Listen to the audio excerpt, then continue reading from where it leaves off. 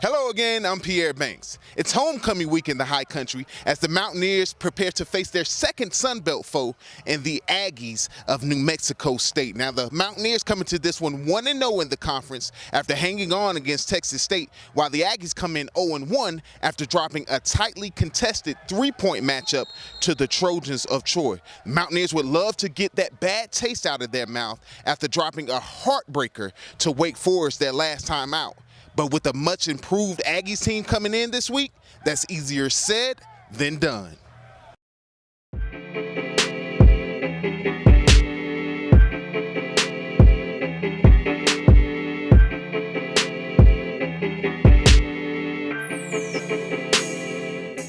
Well, I think, first of all, looking back, we played them the last game last year and ended up getting a big win out there on the road to win the conference. And I think this year they're a different football team. The quarterback's playing outstanding. He's, I think, top 5 in the country passing. They have a wide receiver that's unbelievable, 6'6", 215 pounds, and he's killing it right now. And they're playing at a high level on offense. Of course, they got Larry Rhodes, the third running back, and so very, very impressive with their offense.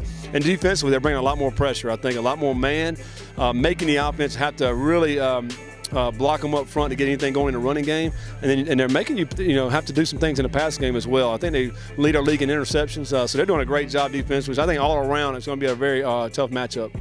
Much improved from last year.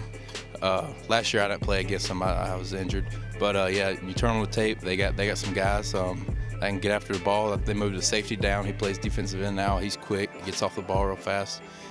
Like I said, they've improved a lot, and I think that shows in the past games they've played. I think the best thing they do is they play in space very well. They spread you out, they get in the empties and get the motions going, and their receivers do well, and they do very well in space. They catch the ball good. The quarterback's got a great arm. He's got a great mind in terms of knowing where to throw it, but not also where, but when. He's great on timing. Their offensive line, they're really just good all across the board. We definitely have to be ready to play in space and have a big game out of our secondary and also our D-line, getting to the quarterback, trying to disrupt them. I think they played a pretty tough schedule. They played 2 Power 5 teams. They played Troy, so they played a pretty tough schedule. So sometimes I think the stats can be misleading. I think the one stat that still stands out to me is over 350 yards passing a game, even though they played that big-time schedule. So, but hopefully we can get some ground game going a little bit, and maybe hit some plays over the top in the passing game. I think, we can get some of those big plays and loosen that defense up. It'll help our running game.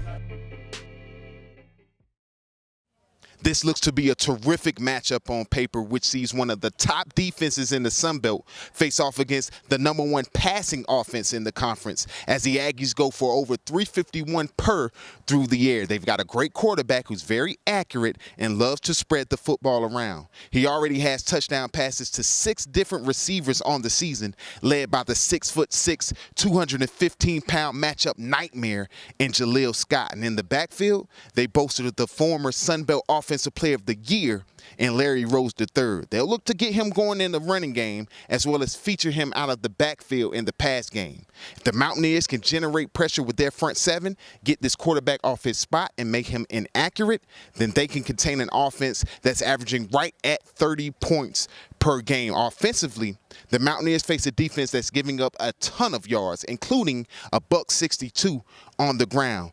That should allow the Mountaineers to control time of possession and keep this high-power Aggie offense off the field. If they can do that, hang on to the football, and continue the success we've seen through the air, it could be a big day for the black and gold.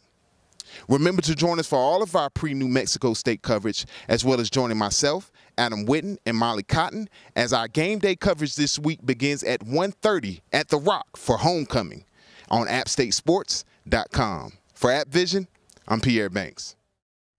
Fans, follow your Mountaineers on social media for exclusive content on everything App State, including up-to-date news, behind-the-scenes photos and videos, and compelling stories involving Appalachian State athletics.